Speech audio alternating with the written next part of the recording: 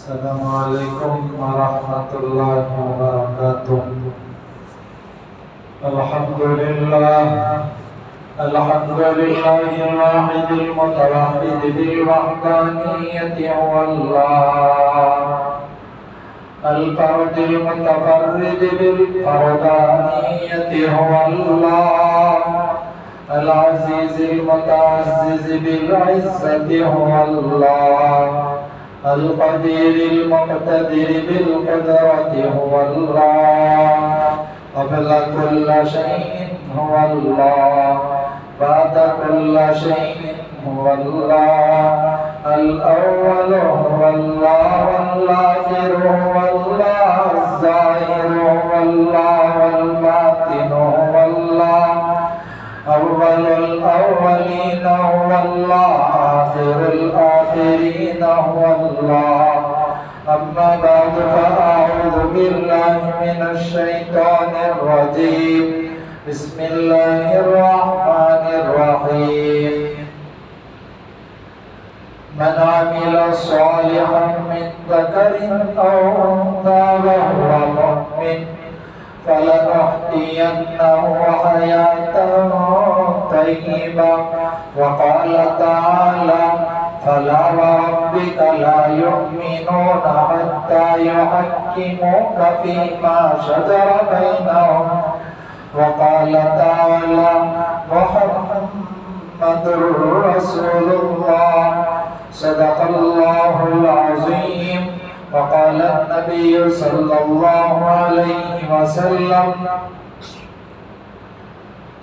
بلغوا عني ولو آية. وقال عليه الصلاة والسلام: إنما الأعمال بالنيات، أو كما قال النبي صلى الله عليه وسلم: اللهم صل على محمد وعلى آل محمد كما صليت على إبراهيم وعلى آل إبراهيم إنك حميد مجيد.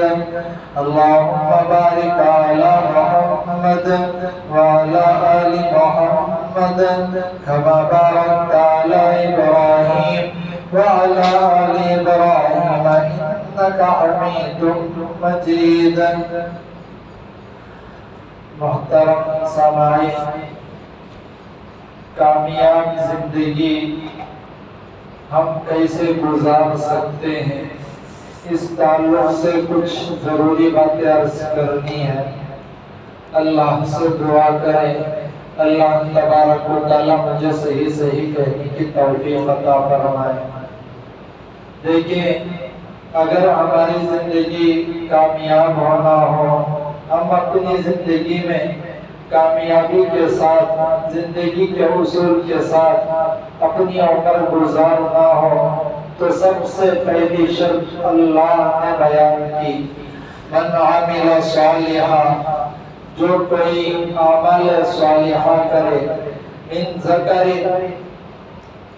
مردوں میں سے، او انثی، یا عورتوں میں سے۔ یہاں دونوں باتیں کی اللہ نے، مردوں میں سے ہو اور عورتوں میں سے۔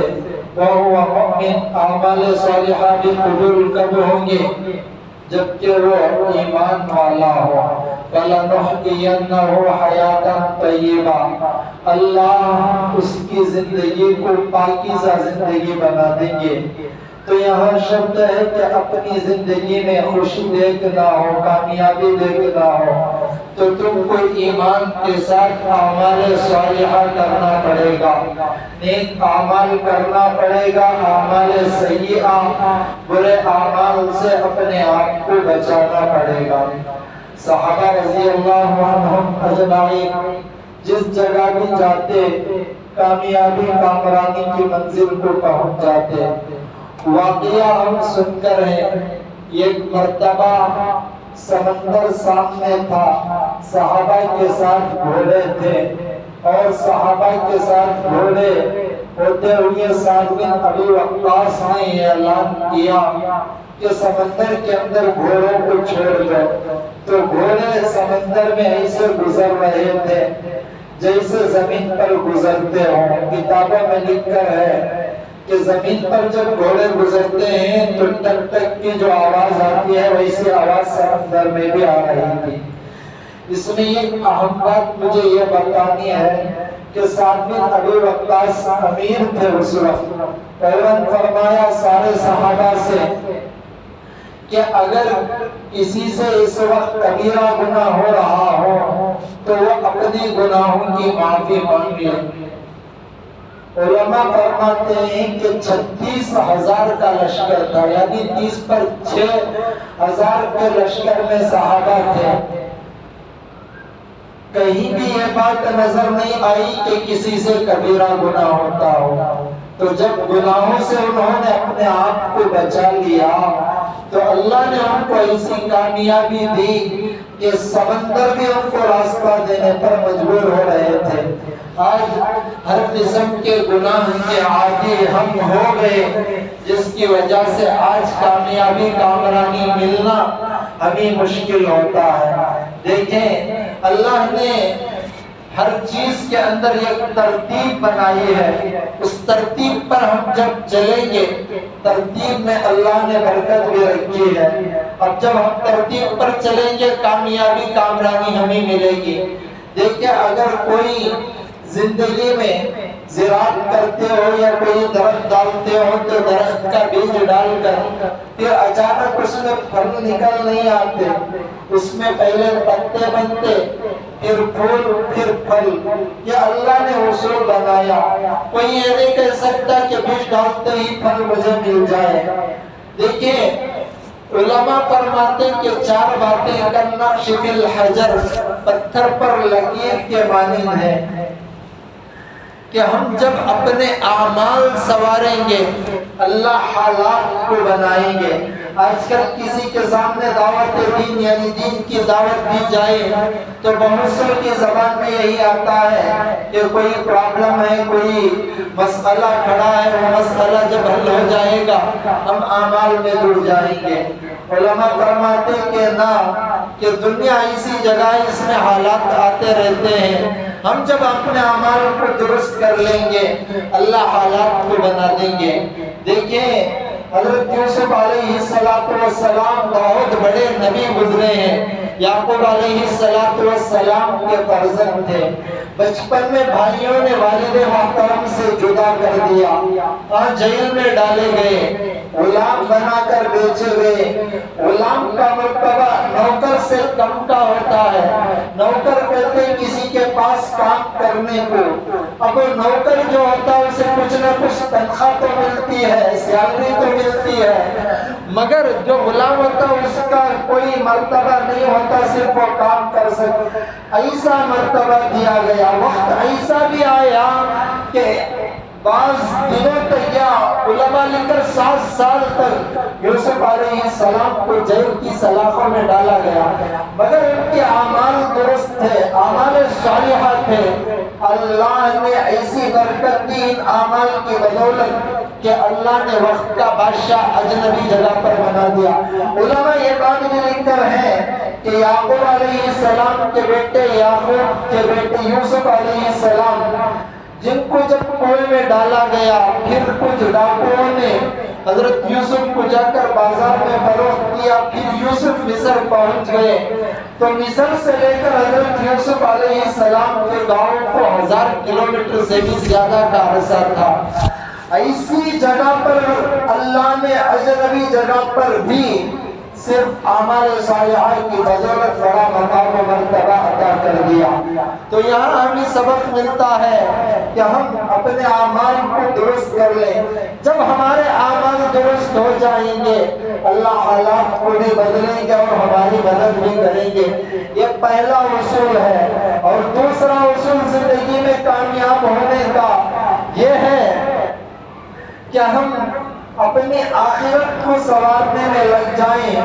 دنیا اللہ تبارک و تعالیٰ خود بخود سنوار دیں گے، ہم دنیا کے خاطر اپنی آخرت کو نقصان پہنچائیں گے، کبھی ہماری دنیا سنورے گی نہیں۔ حالانکہ دولت کا مل جانا کامیابی نہیں ہے، اللہ امیر کا امیری میں، غریب کا غریبی میں، بادشاہوں کا بادشاہت میں، رعایا کا رعایت میں امتحان لیتے ہیں۔ دنیا کو کہ یہ دنیا امتحان کی جگہ ہے، اللہ ہر ایک کا امتحان لیتے ہیں۔ تو جب ہم اس دنیا کے اندر اپنی آخرت کو دنیا پر ترجیح دیں گے، اللہ کامیابی کامرانی کی منزل کو خود بخود پہنچا دیں گے۔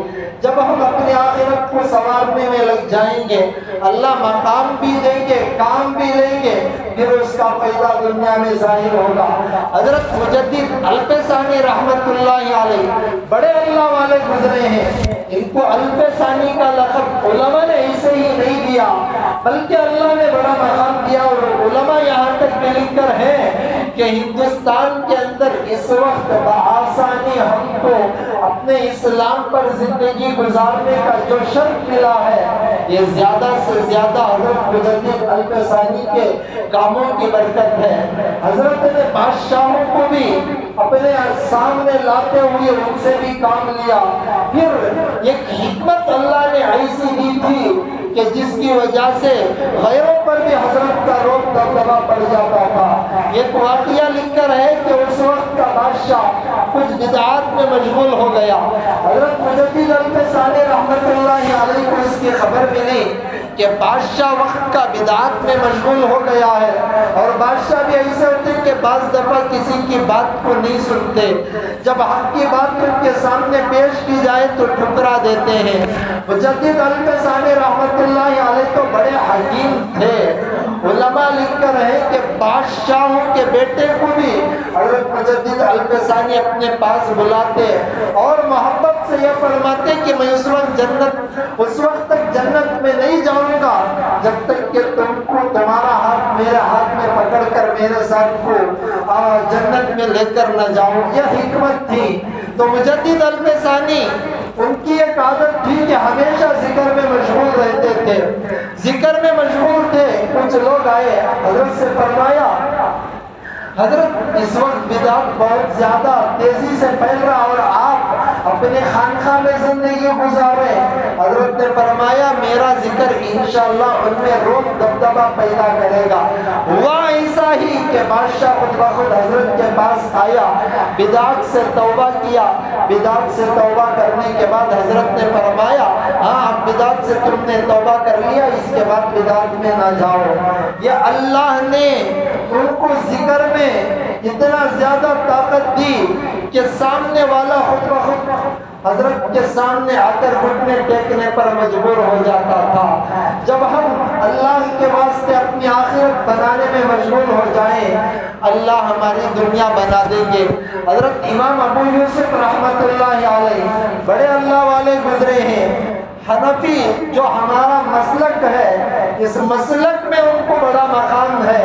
ان کے بعض اقوال کو ہمارے مسلک میں مفتابی کا درجہ دیا گیا ہے۔ یہاں تک بھی کتابوں میں لکھ کر ہے کہ ان کے بعض اقوال کو اتنا بڑا درجہ کہ بعض مرتبہ امام ابو حنیفہ کا ایک قول ان کا ایک قول ہوتا ہے تو ان کے قولوں کو لیا جاتا ہے۔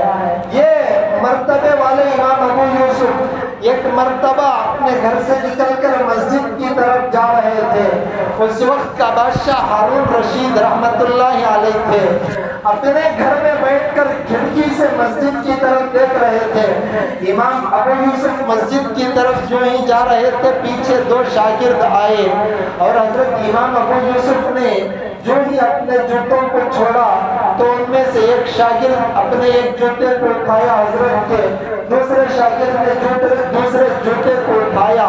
اٹھانے کے بعد ایک شاگرد اپنا رومال نکال کر پکڑا تو دوسرے شاگرد نے دوسرا کونا پکڑ کر حضرت کے جوتوں کو رومال میں رکھ کر پھر مسجد کے ایک کونے میں رکھ کر مسجد میں شاگرد داخل ہو گئے۔ اب یہ منظر ہارون بادشاہ رحمت اللہ علیہ دیکھ رہے تھے۔ یہ ٹھنڈی سانس لی۔ ہارون رشید رحمت اللہ علیہ کی بیوی محترمہ زبیدہ نے پوچھا کہ کیا ہوا کہ تم اس طریقے سے پیش آ رہے ہو؟ ہارون رشید رحمت اللہ علیہ نے جواب دیا کہ اصلی جو حکومت ہوتی ہے ان اللہ والوں کی ہوتی ہے، ہماری نہیں، کہ ہمارے جوتے اٹھانے کو کوئی پسند نہیں کرتا۔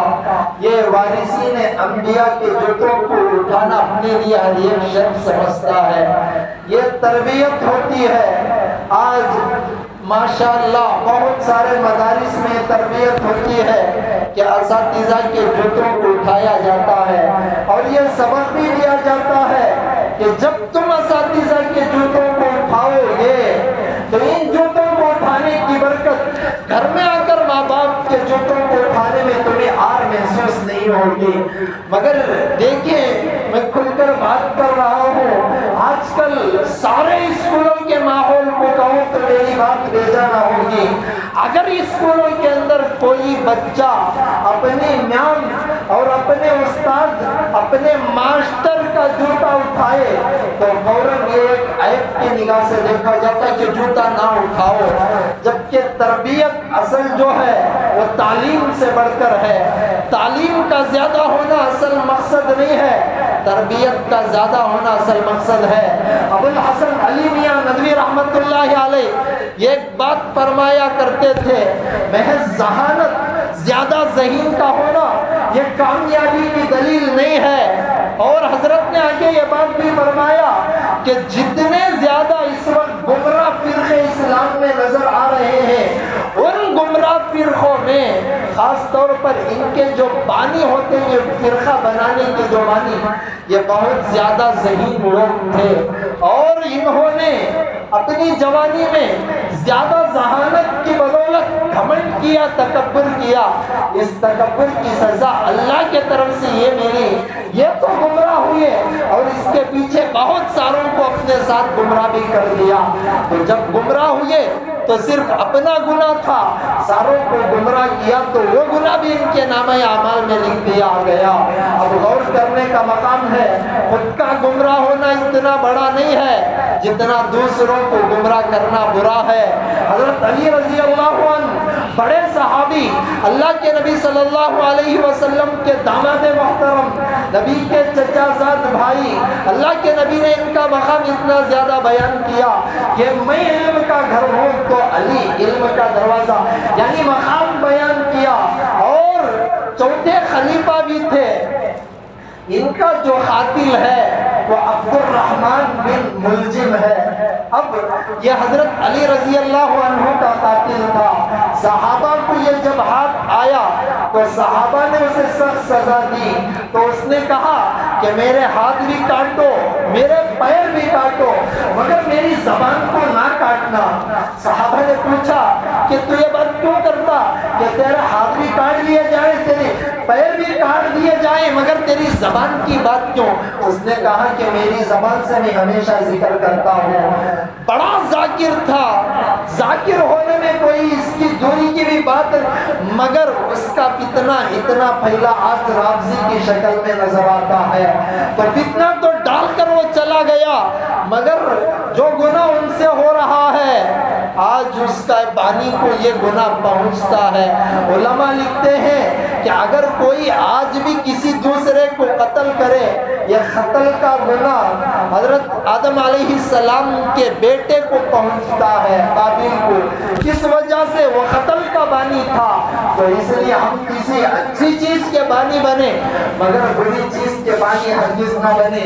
آج تربیت اصل چیز ہے، آج ہمارے اسکولوں میں تربیت بہت کم ہوتی ہے۔ ماشاءاللہ میں مدارس کی تعریف نہیں کر رہا، بلکہ مدارس میں یہ ترغیب بھی دی جاتی ہے کہ تم اپنے اساتذہ کے جوتوں کو اٹھاؤ۔ یہی اساتذہ کے جوتوں کو اٹھانے کی برکت کہ کوئی بڑا عالم بھی اپنے والدین کی اکثر نافرمانی نہیں کرتا، ان کے جوتوں کو اٹھاتا ہے۔ اسکولوں میں اس کو عیب کا درجہ دیا جائے یہ اپنی جگہ، مگر یہ بڑی اچھی تربیت ہے کہ جوتوں کو اٹھایا جائے۔ تو غرض امام ابو یوسف رحمت اللہ علیہ کے ذریعے سے امت کو یہ سبق ملا کہ امت اپنے بچوں کی تربیت کرنا ہو تو بڑوں کے جوتوں کو اٹھانے پر مجبور کرو۔ یہ جوتے اٹھائیں گے یا آگے چل کر اپنے والدین کی بھی خدمت کر سکتے ہیں۔ یہ زندگی کے کامیابی کے دو اصول میں نے بیان کیے۔ پہلا یہ کہ اعمال کو سوارے حالات بن جائیں گے، دوسرا یہ آخرت کو سوارے دنیا بن جائے گی، اور تیسرا یہ کہ ہم اپنے اللہ سے تعلق کو مضبوط کر لیں۔ جب اللہ سے ہمارا تعلق مضبوط ہوگا تو مخلوق کے دل میں اللہ محبت پیدا کریں گے۔ جب ہمارا تعلق اللہ سے کمزور ہوگا تو مخلوق کے دل میں ہماری نفرت پیدا ہوگی۔ آج ہم بہت سارے اعمال کرتے مگر اس کا مقصد یہ تھا ہے کہ ہمارے سے لوگ راضی ہوں، تو علماء لکھ کر ہیں کہ لوگ راضی ہونے کے بجائے اللہ لوگوں کے دلوں میں نفرت پیدا فرما دیں گے۔ اللہ کے نبی کے چچا حضرت حمزہ کا واقعہ ہم مشہور ہے، سن کر ہے کہ ان کے ٹکڑے بنائے گئے تھے۔ حضرت حمزہ نے ہندا کے والد کا سر قلم کیا تھا، جس کی وجہ سے ہندا نے اپنے غلام وحشی سے کہا تھا کہ تم یہ کام کرو، حمزہ کو قتل کر دو، میں تم کو آزاد کر دوں گی۔ وحشی نے حضرت حمزہ کو شہید کیا، پھر حضرت حمزہ کے کلیجے کو چبایا گیا۔ تو یہ عورت جب کلیجے کو ایک آدمی کے چبائے تو اس کے دل کے اندر کتنا غصہ ہوگا، جس کی وجہ سے اس نے کلیجے کو چبایا تھا۔ مگر وقت ایسا بھی آیا کہ وہ آخر میں آ کر نبی سے یہ کہنے پر مجبور ہوئی کہ مجھے آپ کے قافلے سے سب سے زیادہ نفرت تھی، مگر آج سب سے زیادہ جو محبت ہے آپ کے قافلے سے۔ یہ محبت کیوں ہوئی؟ جو سب سے زیادہ نفرت کرنے والے تھے وہ سب سے زیادہ محبت کرنے کے عادی کیوں ہوئے؟ یہ صرف اللہ سے تعلق صحابہ کا مضبوط تھا۔ حضرت ام المؤمنین عائشہ صدیقہ رضی اللہ عنہا کی طرف ایک مرتبہ حضرت امیر معاویہ نے خط لکھا کہ ماں صاحبہ آپ تو زوجہ نبی ہو، ہمیں کوئی نصیحت کر دیں۔ بس مختصر سی نصیحت امی عائشہ نے خط کے اندر لکھا کہ تم اللہ کو راضی کرنا، اگر مخلوق ناراض ہو جائے۔ پھر حضرت عائشہ نے یہ بات بھی لکھی کہ دیکھو اگر تم اللہ کو ناراض کرتے ہوئے مخلوق کو راضی کرو گے، اللہ مخلوق کے دلوں میں تمہاری نفرت پیدا کریں گے۔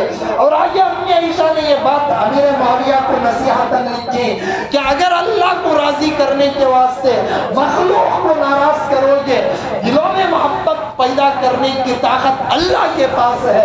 اس لیے کہ سارے انسانوں کے جو دل ہوتے ہیں یہ اللہ کے دو انگلیوں کے درمیان، امی عائشہ نے فرمایا کہ تم اللہ کو راضی کرنے کے واسطے اگر مخلوق کو ناراض کرو گے تو پھر بھی اللہ مخلوق کے دلوں میں تمہاری محبت پیدا کریں گے۔ ہاں ایک بات یہ ہے کہ بعض وقت کے لیے کچھ گھنٹوں کچھ دنوں کے واسطے تم سے سامنے والے نفرت کریں گے، مگر حقیقت حال کا جب پردہ اٹھے گا تو تب سمجھ آئے گی کہ کیا صحیح تھا اور کیا غلط۔ تو علماء فرماتے ہیں کہ اللہ کے تعلق کو مضبوط کرو تو مخلوق کے دلوں میں اللہ تبارک و تعالی محبت پیدا کر دیں گے۔ یہ تیسری بات۔ اور چوتھی بات کہ ہم اپنے دن کے اعمال کو سوار لیں، ہمارے رات کے اعمال کو اللہ تبارک و تعالیٰ سوار دیں گے۔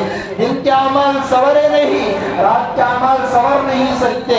جب تہجد ہماری چھوٹ رہی ہو، بہت ساروں کی فجر چھوٹ رہی ہو، علماء لکھ کر ہیں کہ آج بھی تم دن کے اعمال کو سوار لو، اللہ تہجد کی بھی توفیق دیں گے، اللہ تمہیں فجر کی بھی توفیق دیں گے۔ ہمارا دن گزرتا ہے اعمال سیئہ میں تو ہمیں رات میں تہجد میں بیزار ہوتا ہے کہ ہم اٹھ کر تہجد پڑھیں۔ تو زندگی کے یہ اصول ہیں کہ اپنے آپ کو بنائیں۔ اپنے آپ کو بنانے میں اللہ تبارک و تعالیٰ کے طرف سے کچھ حالات آئیں، ان حالات میں آ کر اللہ کی ناشکری نہ کریں۔ اللہ کے طرف سے بندوں کو جو بھی ملتا ہے یہ اچھا ہی ملتا ہے۔ ہاں کچھ مصلحت کے واسطے بعض دفعہ کچھ چیزیں ملتی ہیں اور کچھ دفعہ نہیں ملتی۔ حضرت حکیم الامت اشرف علی تھانوی رحمت اللہ علیہ ایک بات لکھ کر ہیں کہ دیکھو مثال دے کر اشرف علی تھانوی نے امت کو سمجھایا کہ اگر کوئی بچہ اس کے سامنے آگ لگ رہی ہو اور بچہ آگ کی طرف ہاتھ بڑھا رہا ہو، اور بچوں کو کچھ چیزیں جب چھوٹے ہوتے ہیں معلوم نہیں ہوتا، ماں بچے کو روکتی ہے کہ تو آگ میں نہ جانا، بچہ بعض دفعہ ضد میں آ کر روتا ہے تو ماں اس کے باوجود بچے کو اس طرف نہیں جانے دیتی۔ تو اشرف علی تھانوی نے یہ بات فرمائی کہ بعض چیزوں کی چاہت، بعض چیزوں کی خواہش، بعض چیزوں کی تمنا، بعض چیزوں کی آرزو ہمارے نفس کو ہوتی ہے مگر اللہ کے طرف سے وہ نہیں ملتی۔ تو حکمت مصلحت کا تقاضا یہی کہ وہ نہ ملنے میں ہمارے لیے خیر ہے۔ پھر اشرف علی تھانوی رحمۃ اللہ علیہ نے ایک واقعہ اپنی کتاب کے اندر لکھا ہے۔ ایک مرتبہ حضرت موسیٰ علیہ السلام سے ایک آدمی ملاقات کیا اور کہنے لگا اے موسیٰ آپ تو کلیم اللہ ہو، اللہ سے بات کرتے ہو، میری ایک خواہش ہے، اللہ سے جا کر کہہ دینا اللہ وہ میری خواہش پوری کر دے۔ حضرت موسیٰ نے عرض کیا بتاؤ وہ کیا خواہش ہے؟ تو اس آدمی نے کہا کہ مجھے ایسا کشف ہو آئندہ کل کی بات بھی مجھے معلوم ہو جائے۔ حضرت موسیٰ علیہ السلام نے فرمایا تیری یہ خواہش صحیح نہیں ہے، تو توبہ کر لے۔ اس نے کہا نہ موسیٰ میری خواہش ہے بس اللہ سے جا کر تم عرض کر دینا اللہ میری اس خواہش کو پورا کر دے۔ حضرت موسیٰ علیہ السلام تو کلیم اللہ تھے، وہ طور پر جاتے اور اللہ سے بات کر کر واپس آتے، اللہ کے سامنے اس آدمی کی اس تمنا کا اظہار کیا۔ اللہ تبارک و تعالیٰ نے فرمایا ہاں جاؤ اس کی یہ تمنا پوری ہو جائے گی۔ فوراً آئے اس آدمی سے دوبارہ ملاقات، پھر موسیٰ علیہ السلام نے فرمایا میں نے اللہ سے عرض کر دیا اب تیری خواہش پوری ہو جائے گی۔ حکیم الامت اشرف علی تھانوی لکھ کر ہیں کہ اسے آئندہ کل جو ہوتا اس کا کشف ہو جاتا تھا۔ پھر ایک مرتبہ ایسا ہوا کہ اسے اس بات کا کشف ہوا کہ اس نے ایک گھوڑا پالا ہوا تھا، اس کے دل میں یہ بات پیدا ہوئی کشف کے ذریعے سے کہ آئندہ کل تیرا گھوڑا مر جائے گا۔ یہ فوراً بازار کو گھوڑے کو لے کر گیا، گھوڑا فروخت کر کر خوش ہو گیا کہ میں بڑی بلا سے بچ گیا اس لیے کہ مجھے کشف ہوا۔ پھر کچھ ہی دن گزرے تھے، کچھ ہی دن کے بعد پھر اسے کشف ہوا کہ آئندہ کل تیرا غلام مرنے والا ہے۔ یہ فوراً غلام کو لے گیا بازار میں۔ اشرف علی تھانوی لکھ کر ہے کہ بازار میں غلام کو فروخت کیا، پھر واپس آ گیا، پھر خوشی کا اظہار۔ پھر 2 یا 3 دن گزرے تھے، پھر اسے اس بات کا علم ہوا کہ آئندہ کل یہی مر جائے گا۔ اب پریشانی کی حالت میں مبتلا کہ میری موت کا کشف مجھے ہو رہا ہے اور موت کی خبر مجھے مل رہی ہے۔ فوراً موسیٰ علیہ السلام کے پاس گیا، کہا اے موسیٰ یہ کشف ہوا کہ میں ایک گھوڑے کو بھی بیچ دیا، غلام کو بھی، اب میری موت کی خبر۔ حضرت موسیٰ علیہ السلام کو اللہ کی طرف سے یہ بات آئی موسیٰ کوئی بلا آنے والی تھی جس بلا کی وجہ سے اس کا گھوڑا مرنے والا تھا، اسے کشف نہ ہوتا تو بہتر تھا، اس کا گھوڑا مر جاتا اور اس کی زندگی بچ جاتی۔ اس نے گھوڑے کو فروخت کر کر خوشی کا اظہار کیا۔ اب گھوڑے کے مرنے کے بعد، گھوڑے کے بیچنے کے بعد اس کے غلام پر وہ حالت آنے والی تھی، یہ غلام کو بیچ کر بھی خوش ہو گیا۔ اب وہ بلا کیا کرے، اسی کے اوپر آنی ہے، ابھی اس کی موت آئندہ کل طاری ہونے والی ہے۔ حکیم الامت اشرف علی تھانوی رحمۃ اللہ علیہ یہ بات لکھ کر فرماتے ہیں کہ دیکھو ہمارے ساتھ کچھ پریشانی سا مسئلہ پیش آئے تو پریشان ہونا نہیں ہے۔ اذا اشتدت بک البلوى ففکر فی علم نشرہ، اللہ نے علم نشرہ کی صورت قرآن کے اندر اس وجہ سے نازل کی تاکہ امت کو سبق ملے کہ امت تمہارے ساتھ کچھ پریشانی آئے فإن مع العسر یسرا، ان مع العسر یسرا، بے شک تنگی پریشانی جو آتی ہے اس کے ساتھ اللہ کی طرف سے خوشیاں آسانیاں بھی آتی ہیں۔ ایک بات اللہ بتا کر آگے بڑھ جاتے، بات ختم تھی، ایک ہی آیت کو اللہ نے پاکے اضافے کے ساتھ 2 مرتبہ فرمایا۔ یہاں امت کو تاکیداً کہا کہ پریشانیاں آنے سے تم پریشان ہو کر اللہ کی ناشکری نہ کرنا، اس لیے کہ جو بھی پریشانی آئے اس پریشانی کے بعد تمہارے لیے آسانی ہوتی ہے۔ اس لیے جو بھی پریشانی آتی ہے وہ اللہ کی طرف سے اس میں ایک حکمت ہوتی ہے۔ حکمت کے تحت جب پریشانی آئے تو تم صبر کرنا، نعمت ملے شکر ادا کرنا، یہی چیزیں تم کو کامیابی کامرانی کی منزل کو پہنچا دیں گے۔ اگر پریشانیوں میں آ کر اللہ کے شکوے شروع کر دو گے تو یہ تمہارے لیے خسارے کی بات ہو سکتی ہے۔ اللہ سے دعا کریں اللہ تبارک و تعالی ہمیں زندگی میں کامیابی چاہتے ان 4 اصولوں پر، پہلا اعمال سدھارے حالات بدلیں گے، دوسرا آخرت کی طرف توجہ دے اللہ دنیا بنائیں گے، تیسرا اللہ سے تعلق کو مضبوط کریں، ہمارا مخلوق کے دل میں اللہ محبت پیدا کریں گے، چوتھی بات ہم دن کے اعمال کو سوارے اللہ رات کے اعمال کو سوار دیں گے۔ ان 4 باتوں پر عمل کرنے والا بنائے۔ آمین۔